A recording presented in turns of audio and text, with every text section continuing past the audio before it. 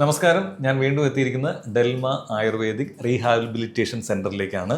അവിടെ നമുക്കറിയാം, ഇപ്പോൾ ആയുർവേദ ട്രീറ്റ്മെൻറ്റിൻ്റെ അത്യാവശ്യ ഘട്ടമാണോ, അതല്ല ആയുർവേദം ഈ ചൂട് സമയത്ത് എങ്ങനെയാണ് നമുക്ക് മറ്റ് ആൾക്കാരിലേക്ക് എത്തിക്കാൻ പറ്റുന്നത്. ഇപ്പോഴത്തെ കാലാവസ്ഥ ഭയങ്കര ടെമ്പറേച്ചറാണ്. അപ്പോൾ ടെമ്പറേച്ചർ കൊണ്ട് തന്നെ ഒരുപാട് പ്രശ്നങ്ങളുണ്ട്. അതിന് എങ്ങനെയാണ് ഡോക്ടർ ഒരു സജഷൻ അല്ലെങ്കിൽ ഏത് രീതിയിൽ നമുക്ക് ഉപകാരപ്രദമാകുന്നത്? നമുക്ക് ശരിക്കും പറഞ്ഞാൽ ആയുർവേദത്തിൽ നമ്മുടെ ചര്യകളെന്ന് പറയുമ്പോൾ ദിനചര്യ അല്ലെ ഋതുചര്യ എല്ലാവർക്കും അറിയാം. നാട്ടിലെ ഗ്രീഷ്മ ഋതു എന്ന് പറയും. അപ്പോൾ ഇവിടുത്തെ ഗ്രീഷ്മ ഋതുവാണ് ഇപ്പം നമുക്ക് അനുഭവിച്ചുകൊണ്ടിരിക്കുന്നത് ചൂട്. ഇനി അങ്ങോട്ട് ചൂടുകൾ കൂടിക്കൊണ്ടിരിക്കും അല്ലേ, ചൂട് ടെമ്പറേച്ചർ കൂടും. അപ്പോൾ ഈ കാലഘട്ടത്തിൽ എന്താ മനുഷ്യൻ്റെ ശരീരത്തിൽ സംഭവിക്കുന്നതെന്ന് ചോദിച്ചാൽ ബോഡി വീക്കായിരിക്കും, എപ്പോഴും ക്ഷീണം കാണും. കാരണം സൂര്യാതാപം കൂടുമ്പോൾ ബോഡിയുടെ എനർജി ലെവൽ കുറയും. അപ്പം നമ്മൾ കഴിക്കേണ്ട ഭക്ഷണ രീതി, ആവശ്യത്തിന് വിശ്രമം വേണം, ഉറക്കം നല്ലതായിരിക്കണം, ചില കാര്യങ്ങൾ നമ്മൾ പ്രൊട്ടക്റ്റ് ചെയ്യേണ്ടത് എന്ന് വെച്ചാൽ കണ്ണിനെ മുടിയൊക്കെ നമുക്ക് പ്രൊട്ടക്റ്റ് ചെയ്യേണ്ട രീതികളുണ്ട്. അപ്പോൾ അതനുസരിച്ച് വേണം നമ്മുടെ ലൈഫ് സ്റ്റൈലിൽ നമ്മൾ ചേഞ്ചസ് ചെയ്യണം. അപ്പോൾ അതിനെപ്പറ്റി നമുക്ക് പറയാൻ പറ്റിയെന്ന് വെച്ചാൽ നമുക്ക് ഇപ്പം ഭക്ഷണ രീതിയിൽ തന്നെ തുടങ്ങാം. ആദ്യമേ ഭക്ഷണത്തിൽ സാധാരണ ഇവിടെ എല്ലാവരും എൻജോയ് ചെയ്യുന്ന നോൺ വെജിറ്റേറിയൻ ഭക്ഷണമാണ് ഡെയിലി. കാരണം ലഭ്യത പെട്ടെന്ന് നമുക്ക് ഉണ്ടാക്കാൻ പറ്റും. പച്ചക്കറികൾ കിട്ടാൻ കുറച്ച് ബുദ്ധിമുട്ടും, എന്നാലും അതിൻ്റെ വിലയും കാര്യങ്ങളും ഒക്കെ വരുമ്പോൾ ആൾക്കാർ പ്രിഫർ ചെയ്യുന്ന നോൺ വെജ്. അപ്പം നോൺ വെജിറ്റേറിയൻ ഭക്ഷണങ്ങൾ എന്ന് ചോദിച്ചാൽ ബോഡിയിൽ കൂടുതലായി ചൂടുണ്ടാകും, പ്രത്യേകിച്ച് റെഡ് മീറ്റ്, ചിക്കനൊക്കെ. പക്ഷേ മത്സ്യമൊക്കെ നമുക്ക് കഴിക്കാം. എന്നാലും എരിവ്, പുളി അങ്ങനെയുള്ള എരിവ് കൂടുതലുള്ള ഐറ്റംസിന് നമുക്ക് ബോഡിക്ക് ചൂട്. ഇപ്പോൾ ആൾക്കാർ കണ്ടിട്ടുണ്ട് കൂടുതൽ എരിവ് കഴിക്കുമ്പോൾ നമ്മൾ പെട്ടെന്ന് വിയർക്കുന്നു, അപ്പോൾ ബോഡിയുടെ ഹീറ്റ് കൂടുന്നു. അപ്പോൾ ആ ഭക്ഷണക്രമങ്ങൾ നമ്മളൊന്ന് മെയിൻറ്റെയിൻ ചെയ്യണം. എല്ലാവർക്കും അറിയാവുന്ന പോലെ വെള്ളം ധാരാളമായിട്ട് കുടിക്കണം. കറക്റ്റ് സമയത്ത് ഉറക്കം നല്ലതായിട്ട് ഉറങ്ങണം. കാരണം നമുക്ക് ദിവസം കൂടുക ഈ ടൈമിൽ, രാത്രി കുറവും ഡേ ടൈം കൂടുന്ന ടൈമാണ്. അപ്പോൾ രാത്രി കാലം കുറവായിരിക്കും. അപ്പോൾ ശരിക്കും പറഞ്ഞാൽ ഉച്ചവിശ്രമവും നമുക്ക് ടൈമുള്ളവർക്ക് എടുക്കുന്നത് നല്ലതാണ്. അപ്പോൾ അതും ഒരു ലിമിറ്റഡ് ടൈമിൽ റെസ്റ്റ്, പ്രോപ്പർ മൈൽഡ് എക്സസൈസ്, ഭക്ഷണ രീതി, ഇതാണ് ഏറ്റവും ഇമ്പോർട്ടൻറ്റ്. അപ്പോൾ ഇത് ചെയ്ത് നമ്മൾ പാലിച്ചു പോയി കഴിഞ്ഞാൽ, പ്രത്യേകിച്ച് ഈ കാലഘട്ടത്തിൽ നമുക്ക് രോഗപ്രതിരോധ ശക്തി കുറയുന്നതും കൂടെ ഒരു ടൈമാണ്. അപ്പോൾ അതെ, ചൂട് ബോഡിക്ക് ക്ഷീണം വരുമ്പോൾ നമുക്ക് രോഗപ്രതിരോധ ശക്തി കുറയും. അപ്പോൾ പെട്ടെന്ന് കോൾഡ്, പിന്നെ എല്ലാവർക്കും അറിയാം ഇവിടെ പൊടിക്കാറ്റുണ്ട്. അപ്പോൾ നമുക്കിപ്പം ഏറ്റവും കൂടുതൽ പേഷ്യൻ്റ് വരുന്ന സൈനസൈറ്റിസും തലവേദന, മൈഗ്രെയിന്, ഇതൊക്കെ ആയിട്ട് വരുന്നത്. അപ്പോൾ ഈ പൊടിക്കാറ്റ് കൊണ്ട് നമ്മൾ എക്സ്പോസ് ആകുമ്പോൾ നമുക്ക് പെട്ടെന്ന് അലർജി കാര്യങ്ങളൊക്കെ വരും. അത് പിന്നെ പനിയിലോട്ട് മാറും. പിന്നെ ചൂടിൻ്റേതായ നമുക്ക് അസുഖങ്ങൾ അല്ലാതെ തന്നെ വൈറൽ ഫീവേഴ്സ് നടക്കുന്നുണ്ട്. അപ്പോൾ രോഗപ്രതിരോധ ശക്തി കൂട്ടണമെങ്കിൽ നമ്മൾ കഴിക്കുന്ന ആഹാരം പ്രോപ്പറായിരിക്കണം. ആ ടൈമിൽ നമ്മൾ പ്രോപ്പർ ചികിത്സ എന്ന് വെച്ചാൽ നമ്മുടെ ബോഡിയുടെ രോഗപ്രതിരോധ ശക്തി കൂട്ടാനുള്ള ചികിത്സ ആയുർവേദത്തിലുണ്ട്, അത് നമ്മൾ ചെയ്യും. അപ്പോൾ ശരിക്കും പറഞ്ഞാൽ എന്താണ് ട്രീറ്റ്മെൻറ്റ് ഈ ചൂട് കാലത്തല്ലേ? ഓക്കെ, ശരി. ഇപ്പം നമുക്ക് ചെയ്യാൻ പറ്റുന്നതെന്ന് വെച്ചാൽ നമ്മൾ ഈ ചൂട് കാലം, ഞാൻ മുമ്പ് പറഞ്ഞ ഈ രോഗങ്ങൾക്കെല്ലാം അല്ലെങ്കിൽ ഈ ക്ഷീണാവസ്ഥയ്ക്ക് വേണ്ടി പറ്റിയ ട്രീറ്റ്മെൻറ്റ്സ് ഞാൻ പറയാം. ഒന്ന് വരുന്നത് നമ്മൾ തക്രധാര എന്ന് പറയും. അപ്പോൾ അത് തക്രധാര എന്ന് പറയുമ്പോൾ നമ്മുടെ മോര്, തക്രം എന്ന് വെച്ചാൽ മോര്, ആ മോര് ചുമ്മാ മോര് ഒഴിക്കുകയല്ല. അപ്പോൾ അത് തലയിൽ ശിരോ തക്രധാര എന്നും പറഞ്ഞുകൊണ്ട് കായ തക്രധാര എന്നും പറഞ്ഞു ബോഡിക്കുള്ളത്. അപ്പോൾ ഇത് കൂളിംഗ് ട്രീറ്റ്മെൻറ്റ്. ഈ തക്രത്തിൽ നമ്മൾ പല ഔഷധ കൂട്ടുകളിലിട്ടിട്ട് ഇതിനെ ഉണ്ടാക്കി ഇത് ഒരു പ്രോപ്പർ രീതിയിൽ ധാര കോരുക ഫുൾ ബോഡിക്ക് അല്ലെങ്കിൽ തലയ്ക്ക് വേണ്ടി. അപ്പോൾ ഇതുകൊണ്ട് നമുക്ക് ബെനിഫിറ്റ്സ് എന്ന് വെച്ചാൽ ബോഡി കൂളാവും, ഉറക്കം നല്ലതായിട്ട് കിട്ടും, മൈഗ്രെയിൻ ഹെഡേക്ക് ഉള്ളവർക്ക് നല്ല, ബ്ലഡ് പ്രഷർ കൂടുന്നവർക്ക് നല്ല, രോഗപ്രതിരോധ ശക്തി, പ്രത്യേകിച്ച് സ്കിൻ രോഗങ്ങൾക്ക് ഏറ്റവും ബെസ്റ്റും ഉത്തമമായ ട്രീറ്റ്മെൻ്റ് ആയിട്ടാണ് നമ്മൾ പറയുന്നത് തക്രധാര. സെക്കൻഡ് വരുന്നത് നമ്മൾ നേത്രം. ഇപ്പം ഞാൻ മുമ്പ് പറഞ്ഞ ചൂട് കാറ്റ്, കണ്ണിൻ്റെ ചൂട്, വെളിയിൽ പോകുമ്പോൾ കണ്ണ് ഇറിറ്റേറ്റ് ആവും ചൂട് കാരണം. അപ്പോൾ അതിനുള്ള ട്രീറ്റ്മെൻറ്റ് നേത്ര തർപ്പണം. അപ്പോൾ എണ്ണ നമ്മളൊരു സ്പെസിഫിക് രീതിയിൽ കണ്ണിൽ എണ്ണ അല്ലെങ്കിൽ നെയ്യ്, മെഡിക്കേറ്റഡ് നെയ്യ് വെച്ചൊരു ട്രീറ്റ്മെൻറ്റാണ്. അത് ഒരു സ്പെസിഫിക് ടൈമിൽ നമ്മൾ ചെയ്യും. അതിന് ചെറിയ ഇപ്പം പറഞ്ഞിട്ടുണ്ട് പഥ്യങ്ങളും ഒക്കെ ഉണ്ട്, എന്തൊക്കെ ചെയ്യാം എന്തൊക്കെ ചെയ്യാൻ പാടില്ല. അപ്പോൾ അതെല്ലാം ഈ ട്രീറ്റ്മെൻറ്റ്സ് എല്ലാം ഞാൻ പറയുന്ന ഒരിക്കലും ഒരു വോക്കിൻ ചെന്ന് ചെയ്യരുത്. അവിടുത്തെ ഒരു ഡോക്ടറെ കൺസൾട്ട് ചെയ്ത് ആ ഡോക്ടറുടെ നിർദ്ദേശപ്രകാരം മാത്രമേ ഇത് ചെയ്യാവുള്ളൂ. പിന്നെ ഏറ്റവും ബെനിഫിഷ്യലായിട്ട് ലാസ്റ്റ് പറയേണ്ടത് ഞവരക്കിഴി. ഇത് സാധാരണ നമ്മുടെ കേട്ടിട്ടുണ്ട്, ഞവര അരി വെച്ച് കിഴി അല്ലെങ്കിൽ ഞവര തേപ്പെന്ന് പറയും. അപ്പോൾ പാല് അങ്ങനെയുള്ള കുറച്ച് ഔഷധ കൂട്ടുകൾ വെച്ച് ചെയ്യുന്ന ഒരു ട്രീറ്റ്മെൻറ്റ്. ഇത് ബോഡിക്ക് ബലം തരുന്ന ട്രീറ്റ്മെൻറ്റ്. നമ്മുടെ ഇപ്പം ഞാൻ പറഞ്ഞിട്ട് രോഗപ്രതിരോധ ശക്തി കൂട്ടാനും എല്ലുകൾക്കും മസിൽസിനെല്ലാം ബലം തരുന്ന ട്രീറ്റ്മെൻറ്റ്. ഏറ്റവും കൂടുതൽ ഇത് നമ്മൾ ചൂട് കാലത്താണ് ചെയ്യുന്നത്, കാരണം ബോഡിക്ക് തണുപ്പ് കിട്ടുന്ന ട്രീറ്റ്മെൻറ്റ് കൂടെ. അപ്പോൾ ഈ ട്രീറ്റ്മെൻറ്റ്സ് എല്ലാം എഫക്റ്റീവായിട്ട് നമുക്ക് ഈ ചൂട് കാലത്ത് ഇവിടെ ചെയ്യാം. അതുപോലെ ഒരു ഡോക്ടറെ നിർദ്ദേശപ്രകാരം കഴിക്കേണ്ട കാര്യങ്ങൾ, അവർ പാലിക്കേണ്ട കാര്യങ്ങൾ, ഋതുചര്യ, ഇതൊക്കെ നമുക്ക് അഡ്വൈസ് ചെയ്ത് ഇതൊക്കെ ഫോളോ ചെയ്താൽ ഈ ചൂടുകാലം നല്ലതായിട്ട് നമുക്ക് പാസ് ചെയ്ത് കൊണ്ടുപോകാം. ഓക്കെ. ഈ ഇങ്ങനെ പറയുമ്പോഴും വേറൊരു സംശയം ചോദിക്കുകയാണ്.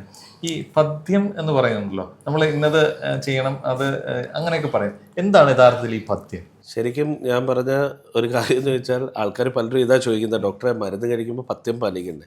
പഥ്യം എന്നുള്ള ഒരു വാക്ക് എല്ലാവരും തെറ്റിദ്ധരിച്ച, മോസ്റ്റ്ലി ചിലർക്കറിയാം, കൂടുതലും ആൾക്കാർ തെറ്റിദ്ധരിക്കുന്ന ഇന്ന സാധനം കഴിച്ചുകൂടെന്ന. ശരിക്കും പഥ്യം എന്ന് ചോദിച്ചാൽ കഴിക്കേണ്ട കാര്യങ്ങളാണ്. അതെ, അത് എല്ലാവരും അതൊരു തെറ്റിദ്ധാരണ. ഇപ്പം പെട്ടെന്ന് ചോദിക്കും, ഡോക്ടറെ പഥ്യമുണ്ട്, അയ്യോ എനിക്ക് കഷായം വേണ്ട, അല്ലെങ്കിൽ എനിക്ക് ഈ മരുന്ന് വേണ്ട. പക്ഷെ കഴിക്കാവുന്ന കാര്യങ്ങളാണ് പഥ്യം, മറ്റേത് അപഥ്യമാണ്. അപ്പം പഥ്യം എന്ന് ചോദിച്ചാൽ ഒരാളുടെ രോഗത്തിനാണ്. നമ്മൾ രോഗത്തെ അല്ല, ഇന്ന മരുന്നിന് പഥ്യമില്ല. ഒരാൾക്ക് ഇപ്പോൾ കരൾ സംബന്ധമായ രോഗം ഉണ്ടെങ്കിൽ അയാൾ കഴിക്കേണ്ട കാര്യങ്ങൾ എന്തൊക്കെ, അതാണ് മെയിൻ, അതാ പഥ്യം. നമ്മൾ ഇന്ന കാര്യങ്ങൾ കഴിക്കുക, അല്ല കഴിക്കേണ്ടാത്ത കാര്യങ്ങളല്ല. നമ്മൾ ആൾക്കാർക്ക് അതാണ് പേടി. അപ്പം മരുന്നിനല്ല പഥ്യം, രോഗത്തിന് പഥ്യം. അത് നമ്മുടെ ജീവിതശൈലി, നമ്മൾ എന്ത് ചെയ്യണം, ഭക്ഷണ രീതി. അപ്പോൾ അതിലുള്ള പഥ്യങ്ങൾ നമ്മൾ പാലിക്കണം. എന്ന് വെച്ചാൽ ഇന്ന സാധനം കഴിക്കണമെന്ന്. ഇത് ഞാൻ പലപ്പോഴും ഇതിരുന്ന എല്ലാ പേഷ്യൻറ്റോടും പറയുമ്പോൾ ഒരു തെറ്റിദ്ധാരണ, ആൾക്കാർ പറയും, അയ്യോ ഡോക്ടറെ ഇത് കഴിക്കേണ്ടാത്ത കാര്യങ്ങൾ ആ പഥ്യത്തിൽ വരുന്ന എന്നൊരു സംശയം. അതെ അതെ അതെ അതെ. പഥ്യം എന്ന് ചോദിച്ചാൽ ശരിക്കും കഴിക്കേണ്ട കാര്യങ്ങളാണ്. ഇന്ന അസുഖത്തിന് ഇന്ന സാധനങ്ങൾ കഴിക്കുക, കഴിക്കേണ്ടാത്ത കാര്യമല്ല, അത് അപഥ്യമാണ്. ഈ ചൂട് കാരണം തന്നെ ഈ പറയും പോലെ പകല് കൂടുതലാണ്. അപ്പം ഉറക്കക്കുറവ് ഒരു നാച്ചുറലി സംഭവിക്കുന്ന ഒരു പ്രക്രിയയാണ്. അപ്പൊ അതിന് എന്താണ് ഒരു പ്രതിവിധി? ശരിക്കും നമ്മുടെ സ്ലീപ്പ് ക്ലോക്കിൽ ഒരു ചേഞ്ചസ് വരും. കാരണം ഇപ്പം നമ്മൾ കാലാവസ്ഥ പെട്ടെന്ന് മാറി, പറഞ്ഞതിലോട്ട് രാത്രി കുറവ്, അപ്പം നമുക്ക് ഉറക്കം, പക്ഷേ ഇവിടുത്തെ ഡ്യൂട്ടി ടൈമിങ്ങോ കാര്യങ്ങളോ മാറുന്നില്ല. ആൾക്കാർ രാവിലെ എണീക്കുന്നു, രാത്രി ലേറ്റായിട്ട് കിടക്കുന്നു, അപ്പോൾ ഉറക്കത്തിൻ്റെ അളവ് കുറയും. അപ്പോൾ അതുകൊണ്ടുണ്ടാകുന്ന ബുദ്ധിമുട്ടാണ് മെയിനായിട്ട്. അപ്പോൾ ഉറക്കം നമ്മൾ ശരിക്കും നമ്മൾ കറക്റ്റ് ടൈമിന് ഉറങ്ങണം. ഭക്ഷണം, പ്രത്യേകിച്ച് രാത്രിയത്തെ ഭക്ഷണം, എനിക്ക് ഏറ്റവും കൂടുതൽ സ്ട്രെസ് ചെയ്ത് ഞാൻ പറയുന്ന ഒരു കാര്യം എന്ന് വെച്ചാൽ, രാത്രിയത്തെ ഭക്ഷണം ഏറ്റവും ലൈറ്റ് ആക്കുക.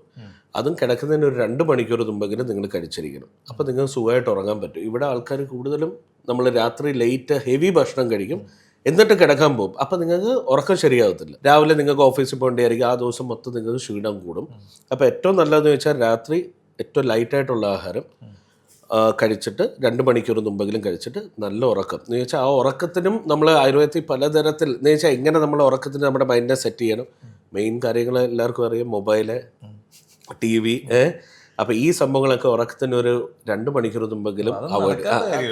എന്നാലേ നമുക്ക് കൂടുതലായിട്ട്, എന്ന് വെച്ചാൽ ഉറക്കത്തിന് മൈൻഡിനെ എപ്പോഴും നമ്മൾ പറയും ബ്രെയിനിനെ സെറ്റ് ചെയ്യണം. ഇതൊരു സിസ്റ്റം പോലെ.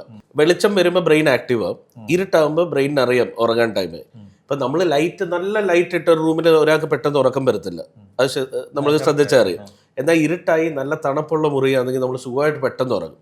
അപ്പം പറയുന്നത് നല്ല റൂമിൽ, തണുപ്പുള്ളൊരു മുറിയിൽ, വേറെ ശല്യങ്ങളൊന്നും സൗണ്ടൊക്കെ ഇല്ലാതെ നല്ല ലൈറ്റൊക്കെ മാക്സിമം ഡാർക്കാക്കിയാൽ പെട്ടെന്ന് ആൾക്ക് ഉറങ്ങാം. അപ്പോൾ ഇതൊരു സ്ലീപ്പിൻ്റെ പാറ്റേണെ വലിയ ബാധിക്കുന്ന ഒരു കാര്യം. പിന്നെ മൊബൈൽ എങ്ങനെങ്കിലും, ഞാൻ പറയും, ഒരു ഉറക്കത്തിന് ഒരു 1 മണിക്കൂർ 2 മണിക്കൂർ മുമ്പെങ്കിലും നിങ്ങൾ ഈ light means activities, mobile, TV, ഇതൊക്കെ. കാരണം അതും നമ്മളെ ഡിസ്റ്റർബ് ചെയ്യും. രാത്രി ലാസ്റ്റ് കേൾക്കുന്ന മെസ്സേജ് വല്ലാതെ നമ്മളെ എന്തെങ്കിലും ഹേർട്ട് ചെയ്യുന്ന ഒരു മെസ്സേജ് കേട്ടാലും അല്ലെങ്കിൽ കണ്ടാലും അതും നമ്മുടെ ഉറക്കത്തെ ഡിസ്റ്റർബ് ചെയ്യും. അപ്പോൾ ഇതൊക്കെ വലിയൊരു റീസണാണ്. ശരിക്കും ഇപ്പം പറയുന്നതിൻ്റെ വിട്ട് നിങ്ങൾക്ക് വേണമെങ്കിൽ ശാസ്ത്രം ചോദിക്കാം, ആഹാരമാണോ എക്സസൈസ് ആണോ ഉറക്കമാണോ ഇമ്പോർട്ടൻറ്റ്? ഞാൻ ഇപ്പം പറയുന്നത് ഉറക്കമാണ് നമ്പർ 1. സെക്കൻഡേ ഉള്ളൂ നമുക്ക് ബാക്കിയെല്ലാം. തേർഡിലെ ആഹാരം വരും. ഫസ്റ്റ് ഉറക്കം, സെക്കൻഡ് എക്സസൈസ്, തേർഡ് ആഹാരം. പണ്ട് ആഹാരം നമ്മൾ പറയുന്നത്, ഇപ്പോൾ ഉറക്കമാണ്. എല്ലാ അസുഖങ്ങൾക്കും കാരണം ഉറക്കം. പല രീതിയില്ല, അതാണ്. പക്ഷെ നമുക്കുണ്ട്, നമ്മൾ വിചാരിച്ചാൽ ആ പാറ്റേൺ നമുക്ക് ചേഞ്ച് ചെയ്യാൻ പറ്റും. ആൾക്കാരത് ഒരു ശ്രമം നടത്താത്തതുകൊണ്ട് ഞാൻ പറയുന്നത് എല്ലാവർക്കും പറ്റും. കാരണം ചിലർക്ക് ഇപ്പം നൈറ്റ് ഡ്യൂട്ടി ഉള്ളവരെ ഞാൻ പറയുന്നില്ല, കാരണം ഒരു ഓപ്ഷൻ ഇല്ല അവർക്ക്. നൈറ്റ് ഡ്യൂട്ടി ഉള്ളവർക്ക് പോലും നമ്മൾ എങ്ങനെ ഉറങ്ങേണ്ടതെന്ന് നമ്മൾ പറഞ്ഞു കൊടുക്കാറുണ്ട്. എന്ന് വെച്ചാൽ അവർ രാവിലെ വന്നതിന് ശേഷം അവർ നേരെ ഉറങ്ങി കവർ ചെയ്യണം. ആ ഉറക്കം നമ്മൾ കവർ ചെയ്തേ പറ്റൂ. അപ്പോൾ അവരുടെ ക്ലോക്ക് ഒരു വേറെ രീതിയില്ല, ബയോളജിക്കൽ ക്ലോക്ക് ഓടുന്ന സ്ലീപ്പിൻ്റെ പാറ്റേൺ. അപ്പോൾ അതിനോട് ബോഡി അഡ്ജസ്റ്റ് ആവും. പക്ഷെ എല്ലാവരും അത് ഫോളോ ചെയ്യാൻ പോയാൽ നടക്കത്തില്ല. അത് അവരുടെ ഡ്യൂട്ടി, അവരുടെ ഹാബിറ്റ് കാണും, അത് ബോഡി അഡാപ്റ്റ് ചെയ്യും. രാത്രിയൊക്കെ അവർ ആക്റ്റീവായിട്ട് നിൽക്കും. പക്ഷെ രാവിലെയും കൂടെ അവർ ഉറങ്ങിയില്ലെങ്കിൽ പെട്ടെന്ന് അവർക്ക് ഈ മെറ്റബോളിക് ഡിസോർഡേഴ്സ് അല്ലെങ്കിൽ ജീവിതശൈലി രോഗങ്ങൾ നമുക്ക് പിടിപെടുന്ന കാണാം. എന്ന് വെച്ചാൽ സ്പെഷ്യലി ഡയബറ്റീസ്, കൊളസ്ട്രോള്, പിന്നെ പ്രഷർ, BP ഒക്കെ നമുക്ക് പെട്ടെന്ന് അവരിൽ വരും. നമ്മളത് കണ്ടിട്ടുണ്ട്. ഇപ്പം നമുക്ക് ഡൽമയിലേക്ക് ഒരു പേഷ്യൻ്റ് വരികയാണെങ്കിൽ അവർക്ക് ഏത് ഇൻഷുറൻസ് ആണ്, അതെങ്ങനെയാണത്?